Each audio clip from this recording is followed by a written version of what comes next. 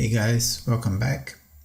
Now we're gonna download and install MongoDB Compass, and this is just a tool that helps us to connect to our Mongo database and look the state of the tables and even do some insert and modifications there if you want.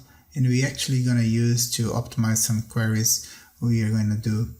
Now let's go ahead and hit and try it now. And this one will take me to this page, and here I want to go to MongoDB Compass and select the version, whatever latest version you have. For me, I'm gonna use the MSI 64 installer, then just hit download. Now it will download it here, and as when it's finished, we can click and install it.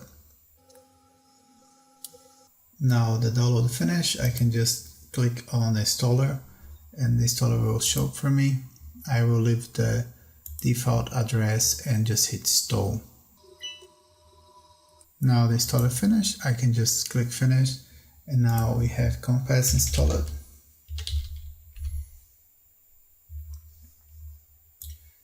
Once it starts, we can just select a database and connect it. Like here's just some explanation we can just ignore and just start using Compass.